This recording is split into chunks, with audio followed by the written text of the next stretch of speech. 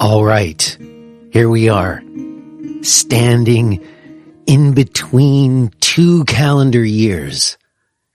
And I mean that literally because I am recording this on December 31st, and it will post on January 1st.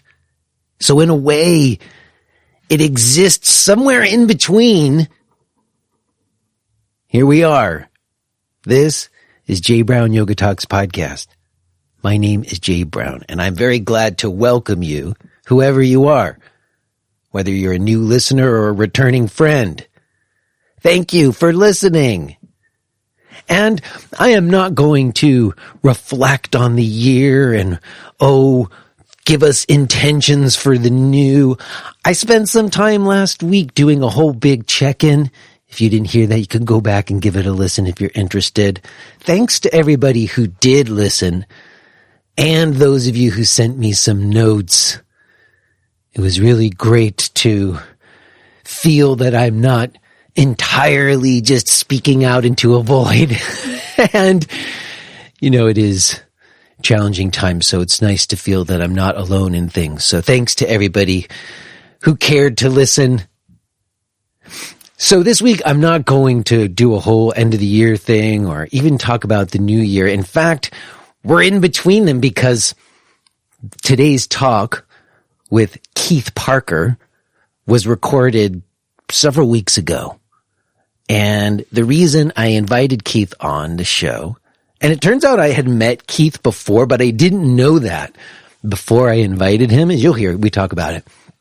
But I sent him an invitation because he reached out to me. He's co-founder of something called Field Dynamics, and he does energy work or energy healing, and he teaches people about that. And he specifically, in some of the other things I saw about him, talks about chakras and human auras and all kinds of stuff that very often these days when you hear them spoken about, they're not spoken about in a way that makes them feel like real. For instance, some weeks back, I think I was at like a school event with some other dads. We were all standing around. Our daughters are all in the orchestra, and one of the dads made some joke, and the punchline of the joke had something to do with balancing chakras. And what made the joke funny is that balancing chakras is this kind of like bullshit thing that's not real. And I remember standing there thinking, well, actually, at the moment when we were yucking it up together and I was trying to fit in with the other dads, I couldn't help but think to myself, well, I've had an experience of chakras that are it's very real. And then, also recently I listened to this podcast and read this thing where it seemed like they were equating energy workers with grifters. Like if anybody is doing energy work, it means they're like snake oil salesmen. And I personally know some people who are doing energy healing who I think are very legit in what they're doing. It's just we don't seem to have very good frames of reference for talking about these things.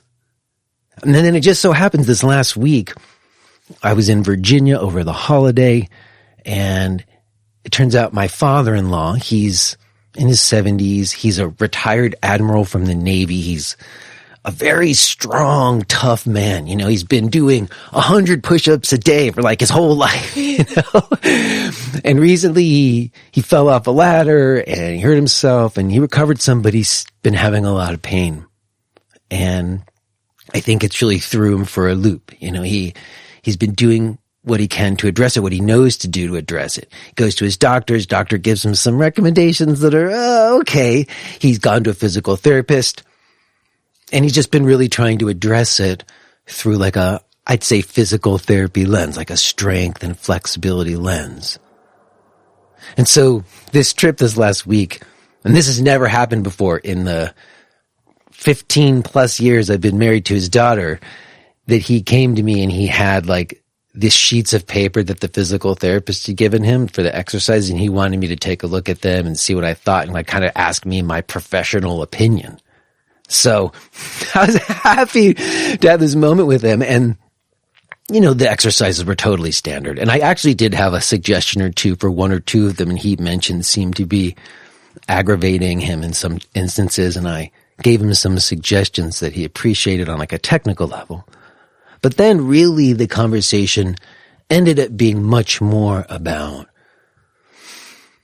can you have a sensitivity or feeling around what your body is needing? Because you can identify times where it seems to be helping and then other times where it seems to not be helping. And it just seemed to be getting into these like deeper questions that pain sometimes points people into. And I realized that in a sense, what I was doing was working with energy. I was working with his energy and how he was thinking and feeling about his situation. And I was pointing him in directions that were encouraging him to have new kinds of sensitivities around that, which is what a lot of yoga teachers do, which is really what energy work is in a sense, maybe. So all of this is to say that I had this conversation with Keith a few weeks ago, and then I just had this conversation with my father-in-law. And as you will hear, Keith and I get into all of this. He talks about chakras and auras, and I feel like he talks about it in a way that makes it much more graspable than I've heard in the past, and in my mind, credible because of the way that he is backing it up with both like reason as well as experience. So there's just some lovely synchronicity in me coming together with Keith when I did, and I'm very happy to be sharing it with you today. Real quick before we get to it, let me just mention that if you're interested in connecting with me in ways outside of just listening to the show, there's opportunities for us to do that. I've got ongoing live stream classes. I've got a weekly discussion group. I've got a teacher training program if you want to get more in depth. There's also podcast premium subscriptions where you can get full access to the show and help support this weekly production that I do. If you want to find out about any of my stuff, just go to jbrownyoga.com. Okay? Let's leave it there. I will touch base with you on the other side, but let's go ahead and get into it. Let's listen to this conversation that I had with Keith Parker.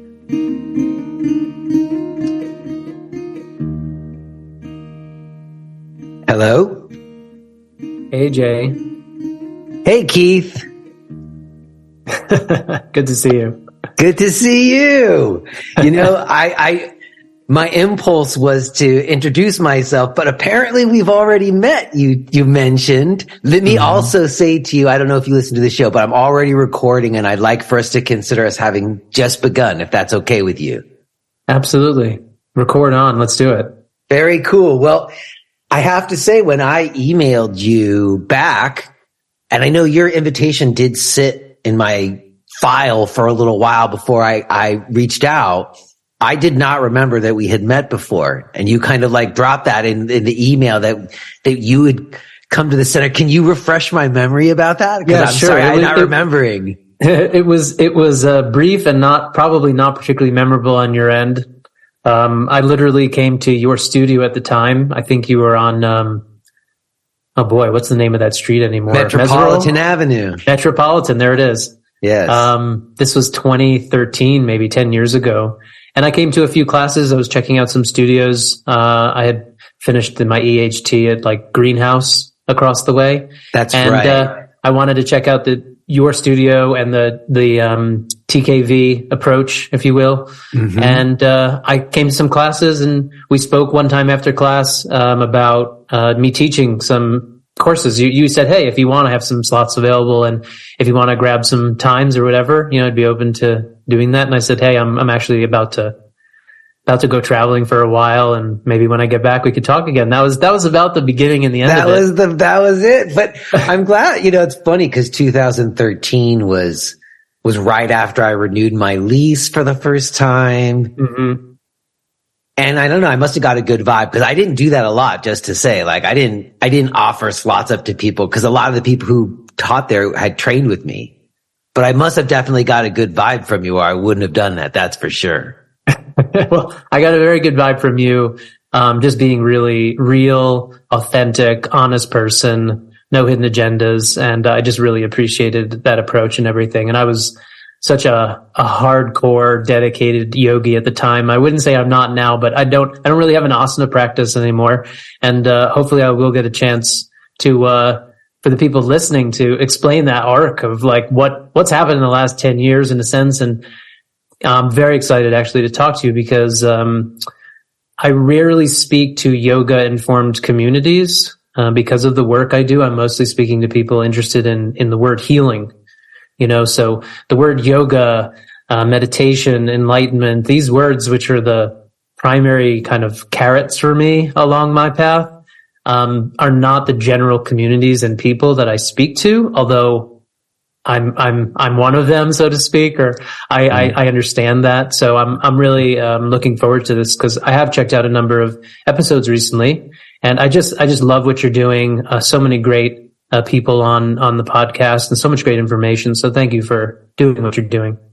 No, absolutely. And as I was getting ready to talk to you and kind of looking at what you're doing with field dynamics, I was like, oh, there's all kinds of crossovers here in terms of reductionist lenses, materialistic lenses, and energy. And we're going to get to some of that stuff for sure. I guess first though, I am curious. I'm trying to remember back. Greenhouse Holistic was a pretty different vibe than my place, though. Mm-hmm. What was I can't remember who was doing the training there, even, but it was kind of like a more like power vinyasa, if I recall. What was the yoga that you were doing like there when you showed up and met me? So my primary like approach in terms of asana was mostly working with Iyengar teachers.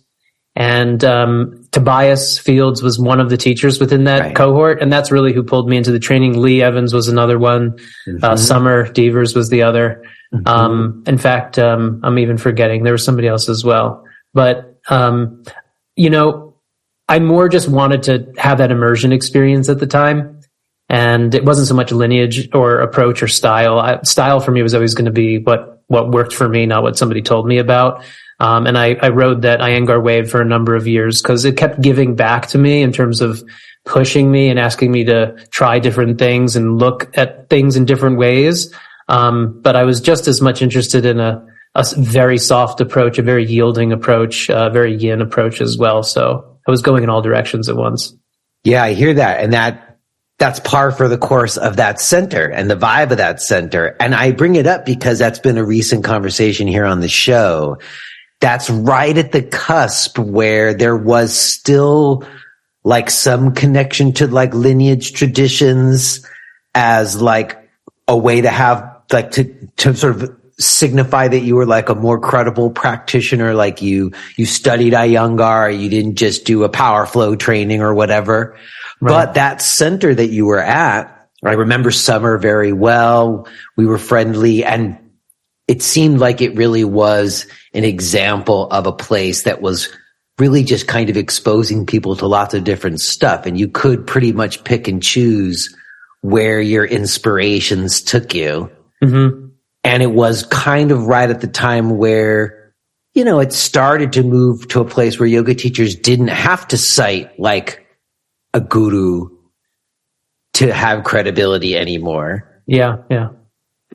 But you mentioned that you took off right after we met. Where did you go? I was just constantly in and out of the country. At the time, I was going to India all the time and just spending months there. And then eventually I just moved to the West Coast in Los Angeles a couple of years later. So I was slowly picking apart, disentangling my life that had existed in New York for the previous 7 years or something like that. I was working in the music industry, running a recording studio over in East Williamsburg. And acting as like a musician and a music producer. That was like my livelihood, my life. And then things just really changed. I started to do a lot of meditation and yoga and eventually just gave up left behind all the music stuff and have been leading a very different life for the last 13 years now. I mean, that is actually, maybe it's an aside, but that is actually a specific time where things really changed in the music industry. Mm-hmm. Also happened for yoga teachers later on. My my business partner and co-producer on this show, Josh Citron, same thing. He was a music producer, had a studio in Bushwick. Mm-hmm. Yeah, but that for a while there in the early aughts, it was pretty thriving. Like you could do stuff. You didn't have to pay a lot for space, and we were all gigging out. I was in a band too. I was playing electric bass. Nice. Right? Yeah. We could have jammed. Probably, but at some point though, for me too, at some point, I have a very specific memory, and I've told this story before, where it was like a Wednesday night and we had like a super late night gig at some club. We were supposed to go on at midnight, but we didn't go on till later. And it was like 2 a.m. and we're fucking playing for the sound guy. There's nobody else there but the sound guy. And I have a class to teach at like 7 a.m. And I did a shitty class. It was a shitty class because I didn't get any sleep. And I thought, wow, these two things aren't really compatible. Like if I want to be a really good yoga teacher, I can't play a late night gig the night before I have a morning class. Yeah. And I had to choose which was more important to me, Did you, when you were going to India, what were you doing there? Where were you staying? Were you studying and staying in different ashrams? What was the time spent there like? In total, I spent about a year, a little more than a year there specifically over the course of a few trips. And each time my reference point was always going through Rishikesh and studying or spending a lot of time with Usha Devi, who was an Iyengar teacher there. And she had a great setup where she had this beautiful studio right on the Ganga.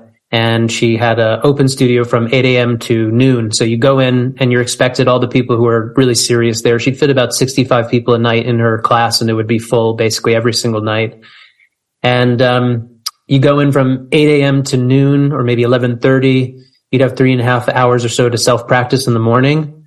So I took advantage of that. That was like every morning. And then the class itself was like 5 to 6:30 p.m. So if you were really into it, you got, about 5-6 hours of asana a day with her. Like-minded community and practitioners. Before the class, it would be like the sun would be setting over the Ganga, and there'd be like, kirtan. I've been there. I stayed in Muni Kireti. Yeah, of course. And that every night when the sun was going down, you would hear the kirtan coming from the loudspeakers, and I have very special memories of exactly what you're talking about as well. Yeah, exactly. So that was my reference point, but I danced around. I went up to Dharamsala. I did some meditation retreats up there. I went all over India in general, spent a bunch of time in Goa as well. And also Sri Lanka, did some meditation retreats in Sri Lanka, as part of the tour of Asia, because I got into Southeast Asia as well in some of those trips. But India was a very special place. And I still to this day, always when I get the opportunity to advocate for somebody to go to India, I say like, hey, please go. I think it's just the most valuable thing for just about any Westerner to go and spend time somewhere. India just absolutely will blow your mind. It literally is. It's so opposite that if you can go there and appreciate it, something has happened in you that has it's tamed you. It's deconditioned you significantly to go and spend time there. And so I loved it. And, I look forward to going back. I haven't been there in quite a while now, maybe 6-7 years. Oh my Lord. I was just calculating in my mind and shocked that it's been more than 20 years since I went. I only went once. I haven't been back. I've always wanted to. I wonder how different it is. I imagine there's some parts of it that are exactly the same. And then I'm sure there's lots that's different too. Yeah. But I had that same experience of feeling like I learned things from just being there, even just the way time happened there, and my preconceived ideas about how things were supposed to happen all got shattered in a good way. I'm wondering, now that it seems to me, older and we have the benefit of retrospect, what do you think it was that was driving you in a direction towards an Eastern idea of things? Or, because I imagine that's not what you grew up with. I don't know. Did you have anybody in your life in your childhood who was into energy healing? Oh God, no. Energy healing is so far off the map. It's laughable, No, I grew up in a household with a Jewish father and a Christian mother and a Catholic mother. And I didn't really have a belief or any kind of investment in spirituality or religion whatsoever. My father is very materialist minded, and I pretty much picked that up and grew up being very into evolutionary biology, being a materialist, reductionist, etc., thinking that, spirituality and religion were just ways in which primitive and antiquated ways of thinking about the world that just answered questions people couldn't understand and were pre-scientific and ultimately based in ignorance. And that was my presupposition. I didn't spend too much time thinking about it, to be honest, but I was quite invested in the scientific paradigm. And I studied that pretty extensively as a side curiosity throughout my early adulthood. I read a lot of the primary evolutionary biology out there, like the Dan Dennett's and the Steven Pinkers and the Richard Dawkins. I went through all of their material and was pretty well versed in all the language and their reasoning and everything. And when I was 28 years old, I just found myself in a cyclical kind of discontent and said, what's going on? Everything I've been trying to do in life isn't somehow producing a state of contentment or happiness, even though I'm achieving what I want to achieve. It doesn't feel right. And so I just said, I got to just start anew, just break it down, So I left New York. I spent a few months in California, and started to meditate every day, started to eat healthy every day, started to exercise every day. After about 3 or 4 months of that, came back to New York, and then I found yoga as an extension of meditation, because I was like, I'm meditating as much as I can each day. I became very interested specifically in Buddhist communities initially, and the word enlightenment. I was just like, whoa, what are they talking about? Like peace and nirvana and awakening. Like, where were you? Were you at Shambhala? What? Were you at Shambhala? Where were you? The communities in LA initially were like Insight LA and Noah Levine's Refuge, like recovery Dharma punks kind of stuff. Mm-hmm. I had a good What about friend in New York? You said you came back to New York though, right? Yeah, I came back to New York, and I wasn't so much reliant on a community for meditation. Mm-hmm. But what I was doing was going to the gym every day, and I was getting in like insane shape, and I wasn't trying to. I was obsessed, Jay. Like, I mean, some people know this when they kind of get on the path. There's an insatiable thirst for that knowledge to understand what it is to actually be liberated or to be free or to understand the truth, when maybe you were never looking for that in your life before that. And the flame ignited in me was as intense as anything I ever experienced in my life. And it maintained itself until I was able to answer the question through my direct experience, where that the questions are not relevant for me anymore. They don't feel relevant whatsoever. At some point, the striving becomes the issue, huh? That and just not actually having it be a question. Like, the idea of like a question becomes a known. The answer to a question is known. And there's not like a maybe, it's not a faith-based thing. And so the question is no longer relevant. It's just, what do you do now with that knowledge? And, it's really, really different, So, Buddha says something like, sometimes there's this push and pull. Right. So in Taoism, they say something like, learn to master doing, non-doing. So you get into that paradox right away. And so some people in spirituality will focus on this, don't do, let go, relax, just there's nothing to do kind of thing. And that's true. But at the same time, you kind of have to want it more than anything you've ever wanted ever, to the point where you're willing to die for it. And if you're not willing to die for it, then you're not going to be able to really let go to the degree that's required, which is a tremendous amount of choice and will and desire. Buddha says, if the desire for enlightenment is the equivalent of somebody whose hair is on fire wants a bucket of water. It's like, oh, do you think there's not striving involved in this process? It's the balance, like that perfected balance between both of those things at the same time, which is why truth is ultimately paradoxical, and it's never going to be simply like one way or the other. It's going to be the circle rather than the square or the parts. And so, everybody has to find where their imbalance is and where they need to lean more into their process, and find out how to amplify what they need. And we all need different things at different times throughout our life. I mean, that's just what it is. That's the beauty of it. I think that's true. And maybe we could put a pin in enlightenment and exactly what that might be, or if that's even something worth trying to make happen. Sure. I mean, I would sometimes reframe it around like the idea of purpose. And if you find for yourself like meaning and purpose in your life, that is something that you're willing to die for. You know what I mean? Like that you're invested, that you care in a kind of way, a deep spiritual, emotional, also logical way. Yeah. You know, so much in whatever that is, whatever that belief or value is, that is a hill you're willing to die on, so to speak. You know, that makes sense to me.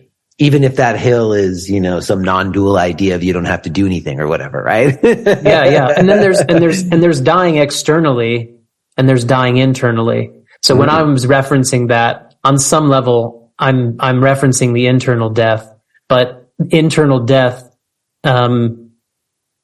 expresses itself as actually having to put forward external death as well. So like the actual breakthrough experience of what's usually called like ego death, when it comes to spirituality, is that a person's faced with literally saying, am I willing to let go? Which is a process of like feeling a tension, literally feeling a tension inside of yourself, that when you look at the content of that tension, the content is, if you let go of this, if you relax into it, if you accept this, if you like expand into it, whatever words might fit, you're gonna no longer exist. And the risk of letting go of that is that literally you won't exist anymore. And that means total annihilation. There's no guarantee on the other side of that unknown. It's like an event horizon where if you let go into that, you're trusting that you might literally not exist anymore after that. Otherwise, it has no potency. That edge doesn't have potency unless it is 100% believed by the experiencer that that's what has to be given up in order to let go. That's the risk. That's what you have to put in the pot to play the game. And that's not a game that necessarily for everyone to play, I suppose. No way. Yeah, we've talked about that in the past in terms of sometimes, and I know we might be getting a little bit ahead of ourselves, but it's okay, that when you're inviting someone into an idea about existence and life or the nature of existence, like even just on a very fundamental level, like yoga proposes that we live in a consciousness-based universe, which sort of calls into question, as you kind of pointed to, a materialistic frame of life that is predominant, you know, that is like generally considered what the deal is. And when you're inviting someone to experience the beyond, so to speak, that can actually like, that could be like a very destabilizing, not helpful thing to do with people always, depending on what their situation is and their life is. And that's why, like I referenced earlier, some people have felt like you need to have a master teacher. You need to have elders of wisdom who have like lineage traditions of holders who can hold wisdom around these things that you and I, coming from a Western upbringing, have no real frame of reference for.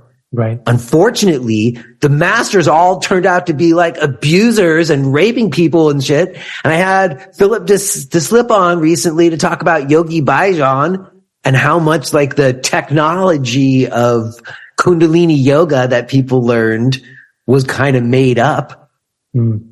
And I think sometimes those revelations, for some people, it certainly calls into question like narratives or stories, like origin stories for where this comes from. Like that, I do think there's a reckoning for us to come to with that. But for a lot of people, it also calls into question anything outside of a materialistic framework too. Like, sure. So I suppose what I'm saying with that is we're inviting people, or you seem to be inviting people, and I do in a soft way, to be open to the possibility that there's more to the experience of life or existence than we have generally been taught. And I guess, how did your parents respond to you embracing a viewpoint about life that's more like this? Like, do they think you're nuts, or have you had conversations with them about it? Sure. They were both accepting in their own way. It's not like I'm trying to convert anybody or anything like that. So that's important. That's important, right? Non-dogmatic, non-proselytizing way, right? Yeah, best I could, and my parents had different relationships. My mother always has had a faith. So things were very comfortable for her. My father was rather antagonistic towards spirituality and religion and hadn't really ever spent much time thinking about it himself, to be honest. So when I kind of went on that path and was excited and talked to him about certain things, he didn't have a language or a context at all to consider it whatsoever. And so, what his general relationship to things was like, I'm glad you're happier, and that's what somebody like Jack Kornfield always says, something like that. It's like, your parents are not going to be happy that you're trying to find enlightenment. They're going to be happy that you're happy. And that's going to be about as far as their interest is going to tend to go. But the thing is so I've wound up specializing in energy healing, specializing in the human aura. And I checked out a number of the types of talks you have, and there are a lot of talks about consciousness-based reality and non-dualism and things like that. And like, we could go there all day, but in a certain sense, where I'm specializing and what language and insights I have to offer, which aren't so common to hear, is really what's in between that extreme of like pure consciousness and non-dual, or just the absolute, the unchanging spirit, God, the divine, whatever, the eternal. And then the physical.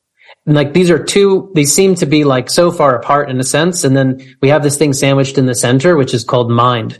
And mind is the thing that's really, really most intriguing to me, because you might have a bunch of people walking around now, like you said, like there's an indoctrination, there's a paradigm, there's a presupposition about reality. Most people either realize they take this in or not, but everybody's influenced by it, which is that there's this materialist paradigm, and it's antithetical to every spiritual tradition in the history of the world. Like 99% of our ancestry or whatever. Yeah. And furthermore, and this is kind of like, I'm really comfortable saying this, is that you actually can know that that's not true. You can just know that that's not true. 100%. I can tell you with 100% certainty, we're not just physical on so many different levels, so many different experiences, aside from what I can tap into or what I can sense right now. It's not physical fundamentally, but how you prove that becomes an issue.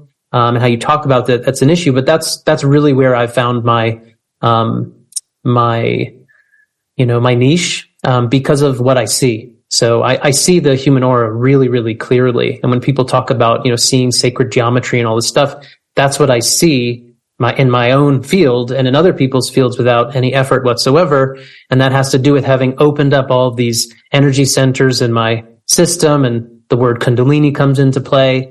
And there is a very classical process that's well documented across traditions that I experienced without having any maps, but after the fact went, oh my God, look at all these different things I can put together, and realize that this is really, really well mapped out, and that there actually is in a sense, there is a structure to enlightenment, or a structure to awakening, and it has certain kinds of effects on people that manifest differently in terms of what that means that they can do, so to speak, the cities or the iddies, so to speak, superpowers, but it's actually very mundane stuff. It's very boring stuff when you get down to it. So what energy work does as a platform for me is I can teach people how to work with a healing art form, like a paradigm that works with consciousness first, but it's something they can actually practice and learn literally in the first time they ever do a session, that, whoa, there's way more than physical reality going on. And I can feel that and I can know it. At least at some level, I can touch it and know it.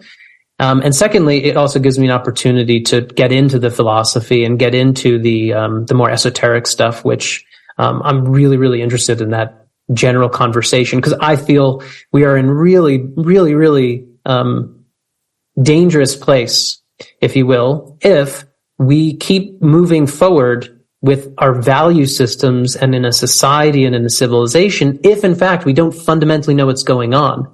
So, they say what is it? The road to hell is paved with good intentions. It's like, if you don't know what's going on, if you don't have a flashlight, you're just groping in the dark. And I would say that the paradigm we have right now as to what is reality, what is truth, is literally ass backwards. I'd say it's 100% inverted from what the truth of it is. And if we keep working with that paradigm, it might be that regardless of anything that we do, the best efforts that humanity and civilization can put forward can potentially just entirely fail, just be a massive, massive disappointment, because you literally have no idea what's going on. I mean, just don't fundamentally know what's going on.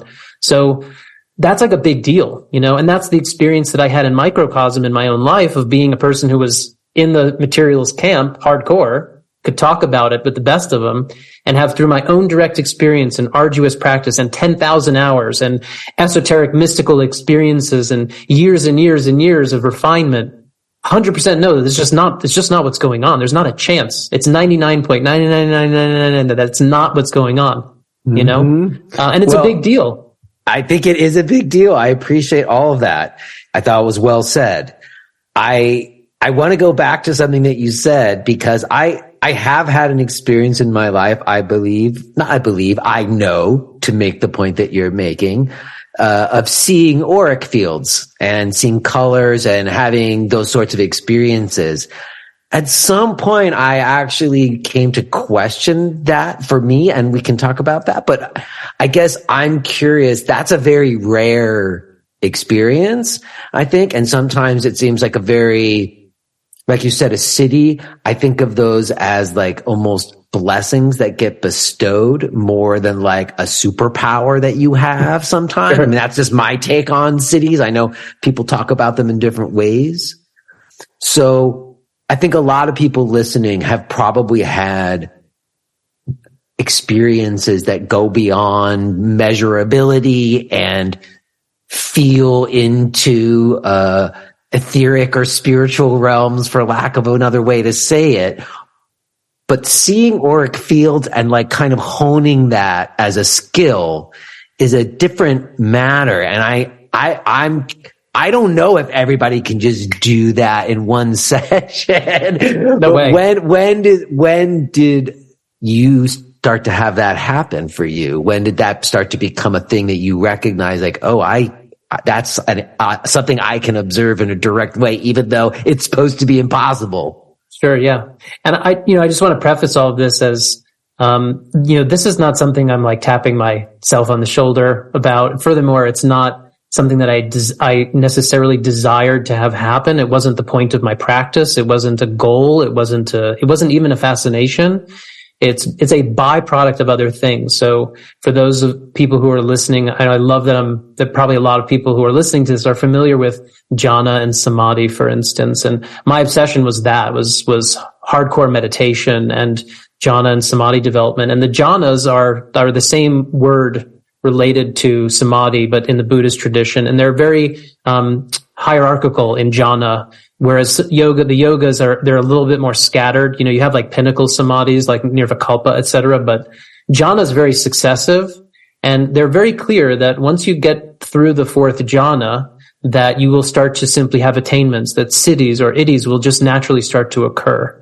And this has to do with our energy field anatomy and understanding that how the physical body and the mind are connected, in that what happens is when you start to open certain centers up, literally as a byproduct of seeing in those spaces, you are just literally seeing under the hood of how reality is constructed and how the mind is functioning. So they're not supernormal powers. They're actually just noticing what's always been going on all along. So it's an awareness in a way. Yeah, you just become aware of more of the data stream of the interaction of life in every moment. And that's what it is to continue to expand your senses, right? Is just you literally just become more sensitized to the total frequency range and material and experience and texture that's taking place in each and every moment. So for me, I was doing a lot of craniosacral work in Los Angeles. So I was working as a somatic body worker for a number of years there, and I had built up a practice. This is what I found, that after a number of about 4.5, 5 years of really hardcore meditation, I said, how can I translate this into livelihood and being back in the world? Because I kind of left the world. So I moved to LA. At some point, we had to figure out how to have a life too, right? Yeah, I mean, I could in an alternate reality see myself being on, like a mountaintop somewhere. It felt like an option. When I was in India, I was like, I could probably just stay. I speak English. I considered it in a real way for a moment, but something in me was like, no, you got to go back and figure something out. Yeah. Yeah. There's that tantric path of being in the world, and there's that yogic path, which more traditionally is a renunciate or ascetic version. And I think in the modern world, especially with Westerners and stuff, to just do this ascetic run away from everything thing is often an aversive tendency rather than what your best option is. And then you're never gonna get that, whatever it is you're hoping for, if you're running away from something to get to it. That's not gonna work. Right. I mean, we all have to ask ourselves, what is it that truly, there's like the combined question of where's my passion? And how do I express that passion in a mode that enables me to continue to challenge myself and grow? So if you keep following that, it means your life's going to just unfold in a beautiful way, because it doesn't matter what it looks like on the outside. If you keep following that excitement, that arousal, that passion inside of yourself, where your heart is kind of telling you to go, and then you pour that into structures and actions that challenge you to express that passion, then you're just going to keep growing. And I think that is fundamentally the point of life. And also very much the difference between, and maybe I want to put a pin in this one, is the difference between like human awakening versus kind of total awakening. They're really, I think, different things, and something that's not talked about or understood very well in general. But there's a real difference between what a human needs to do to quote unquote awaken or graduate versus, let's say, what's available in terms of understanding the very nature of reality. There's a big difference between those two different like levels or strivings, if you will. So you're saying, can I stop you for a second? Because that's a very interesting thing you just put into the mix. Yeah.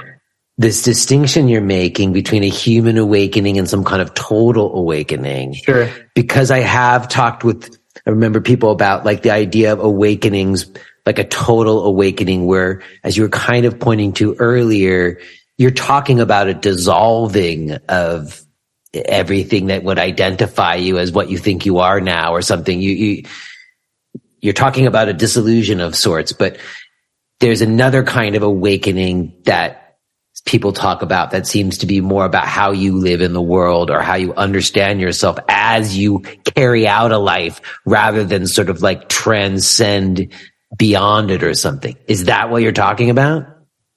Yeah, yes. It can get really specific, because I actually think that this is all understandable, like in a very organized way in our energy anatomy.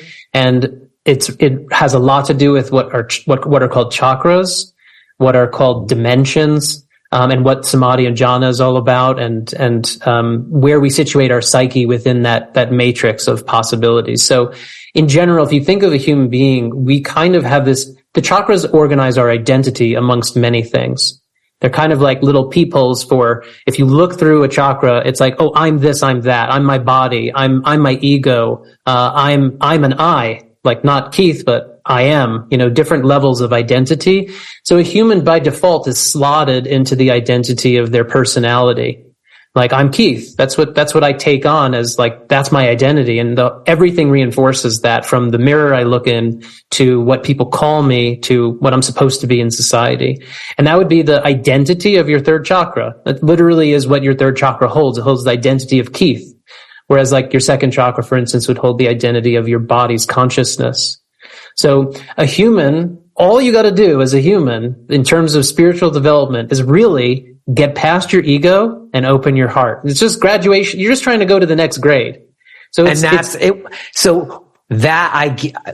want to connect what you just said to chakras, because you're talking about chakras, and frankly, there's been very few conversations in the 8+ years that I've had on this show where I talked about chakras. And the reason is because often when people talk about chakras, I get very uncomfortable because they talk about chakras in certain ways that don't purport with my experience, and sometimes I think are why energy healing gets a bad name. Yeah.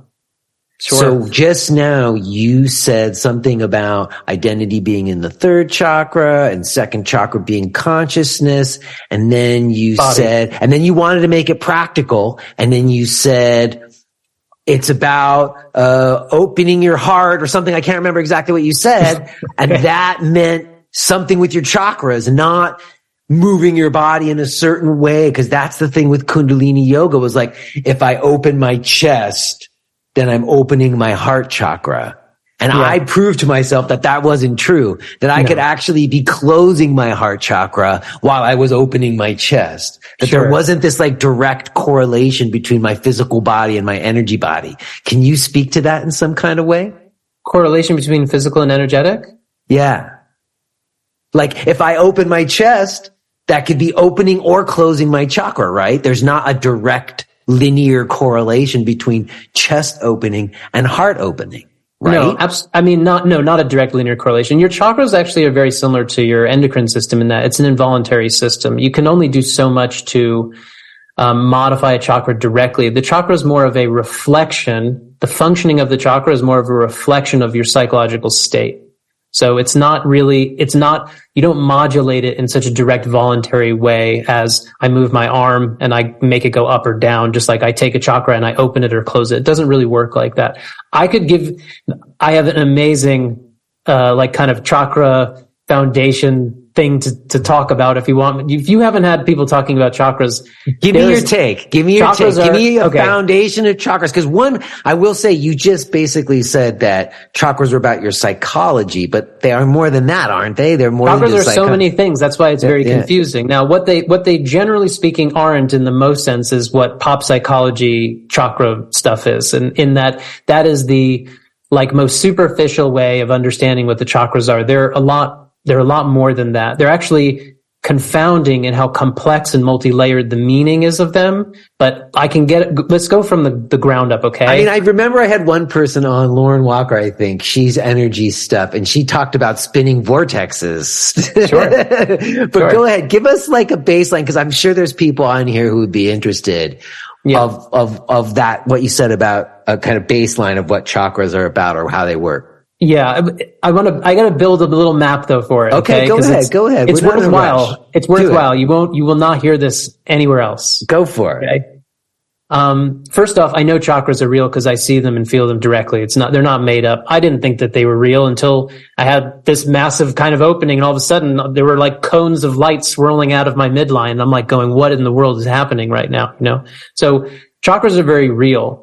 But the thing is, chakras underlie the formation of your aura. So you have a physical body made of matter, but your chakras are a part of your aura, which is an electromagnetic field primarily. And when you start to just get into the basics of energy work or energy healing, the foundation of understanding how it works is that it works through the aura, and the aura is an electromagnetic field. And that's the phenomenon of light, not matter, and light is not material. So once you start to realize do I have an electromagnetic field accompanying or connected or related to or correlated with my physical body, then you must go, cool, electromagnetic fields are not matter. They're just not material. They don't adhere or conform or behave like matter does. So all bets are off, right? In fact, electromagnetic fields are so strange in that electromagnetism is the phenomena of light. That's why it's so often called the light body. But furthermore, time and space itself is determined by the phenomena of light. So even our concepts of time and space are embedded in the very underlying substrate of what your aura is, which is why you and I are connected right now through Zoom, but physically we're far apart. Energetically, we're 100% connected. If we could see our auras right now, our auras are like reaching in and out of each other, goobing, gobbing, And furthermore, everybody who's listening to this, even outside of this real time, present moment, they're also interacting with the energy field of this session. So we could do like an energy healing session right now. And I wish listeners could have seen the hand gestures you and I made while we were describing our auras intermingling. We both did it. It's so funny. So that's the first thing is it's an electromagnetic phenomena. It's not material. Okay. And your energy field is an exploration of the infinite into the finite. Okay. That's the what is it? I'm trying to think. It's like the dissertation. It's like the thesis statement. Okay. Your energy field is the infinite exploring the finite. And that's what it reveals. So if you saw a person's aura, you'd see that there's a tube torus as the primary shape, which is kind of like a donut. And if you zoom overhead a donut, you'd see that a donut has a circle on the outside and a circle on the inside. The donut hole is the circle on the inside. The circle on the outside is the outer edge, the outer rim of the donut, right? So circles represent infinity. Really simply, like a circle is an infinite structure. Like, this isn't an argument for somebody in geometry class when you're 8 years old. Like, circles represent infinity. It's very straightforward. Mm-hmm. And then you have this hole in the center, which is the donut hole. And that donut hole is actually the line that drops down and becomes the central channel, or the sushumna in yoga. Mm-hmm. And lines are also, get this, infinite. Lines are also structures of infinity. This is two different directions at the same time, right? This is set theory and George Cantor and so what your field is formatively is it's a circle with a circle inside of it that has a line that drops down the center like a plumb line that then explores shape. So it's infinity exploring finite, and that which is finite are called chakras. And these are forms of geometry within the circle. So because a circle is infinite, any polygon fits inside of a circle. So all the chakras are represented. You look on the postcard of chakras in Walmart, and it shows you that the chakra has a color, a shape, and a sound. Often the sound is not there. The bija mantra is not there. But the shape and the color are always there. And just like the 7 colors of the rainbow, white light goes through a prism. It's the exact same thing as your chakras. It is exactly like that when you look at it, actually, the 7 layers. And furthermore, each of the chakras have a different geometry. And these geometries are the equivalent of saying, okay, these are shapes that structure a circle. And they describe particular frequency ranges within the total parameter of 0 to 100, or wholeness, or, the infinite, if you will, white light, if you will.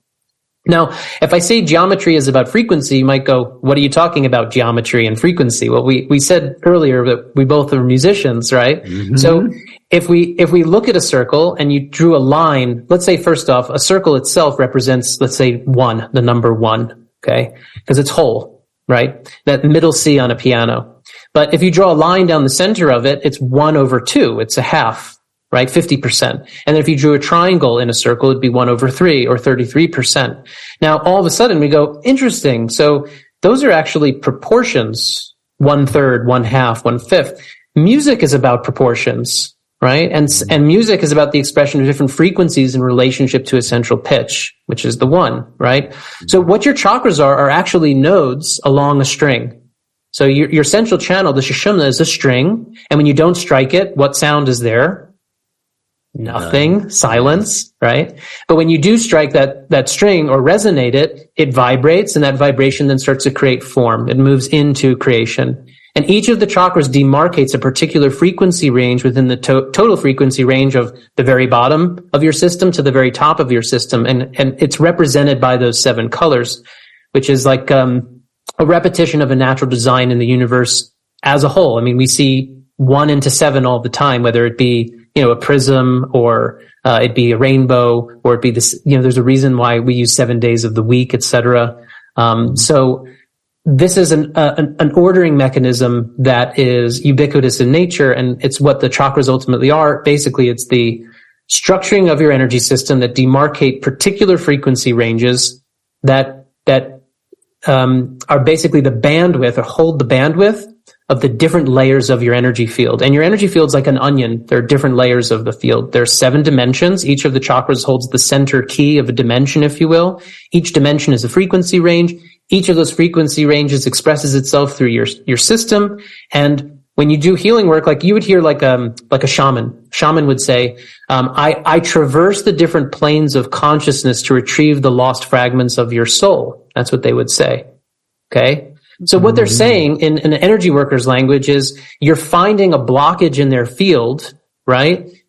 Specific to a particular dimension or level of their field. And you're basically bringing that energy lost from the center back into the center, by helping to break open that area of the field.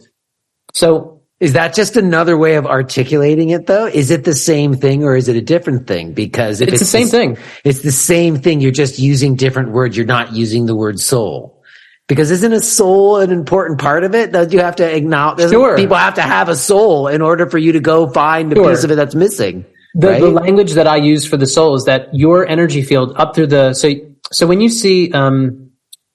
see pictures of saints and sages from the East and the West, you always see that there's a gold halo around them, and there's a reason it's always gold. You don't see like pink halos. You don't see orange halos. You see gold halos around the Buddha, around Jesus, around saints and sages. Doesn't matter what tradition, what culture. They didn't talk to another and say, hey, you should use gold, The reason is because gold is the outer shell of the aura. And it's not a dimension, but it's the equivalent of like when you see an egg, and an egg literally has a thing that's a different membrane that demarcates the edge of it. That's what the outer layer of your aura is. It's the color gold. But the 7 layers within it are like the 7 colors of the rainbow. And so when you see halos around these saints and sages, it's basically saying there's a realization of that person to this particular level of being a soul in general. And I would call that the structure of the soul. Carlos Castaneda calls it the luminous egg. In the shamanic traditions there, they call it the luminous egg. But that is the container for your overall field. And that is a way in which infinity explores that which is finite. And it starts with the white light, which is not the soul. That would be more like going extreme. Like that would be more like the white light is not the soul, though. No. This gold level would encapsulate the soul level. The soul would be more like an eye. So you have like, so there's I am Keith, right? And if we want to talk chakra language, when you think of the chakras, think that there are 7, right? And the number 7 has 3 above, 3 below, 1 in the middle. And it's like a sandwich. The 3 below basically have to do with the physical reality and everything that we see. It's nature, it's your body, it's your personality. The upper 3 are really a transpersonal identity, meaning it's not I'm Keith anymore. It's like I am blank. This is where like past life information is. This is where, collective mind information is. And I'm not saying reincarnation is real. I'm saying doesn't matter whether you believe in reincarnation or not. People have past life memories, whether they believe in it or not. There's a phenomena in which people recall this transpersonal memory. And that sits Edgar Cayce, there's volumes, right? Oh my God. It's beyond, but it's not an I am Keith anymore. It's an I am somebody else. And the very root of that is I am. So you have that root. So it's like a transpersonal identity. And that's all encased within your energy system. That's literally your field structures that sense of I am. The seed of the sense of I am is there. But if you actually get past that, which is what is going ultimate, that's like going past the crown chakra. That's like going to the 8th jhana. That's going more towards nirvikalpa samadhi. That's when you're actually extinguishing the seed of self, which is I, and you're just going to am, which is isness. And isness would just be beingness raw in and of itself. And that would be like white light, because there's no form there at all. There's no form whatsoever. And that's as extreme as people can get. They can go, gross, subtle, causal in yoga. Causal would be is or isn't. That's as far as anybody can get. And when you look into causal, that's basically the demarcation. Some people go, well, I've arrived at the clear light, or the rigpa, as they say in Tibetan. That's like the luminous mind. It's just self-illumined. That would just be literally infinite white light, or Kabbalistic traditions also describe it exactly the same way, like the Ein Sof, just limitless light. That's just white light. Deathbed experiences, people describe the white light. That's classical experience that people have of some beyond as a white light.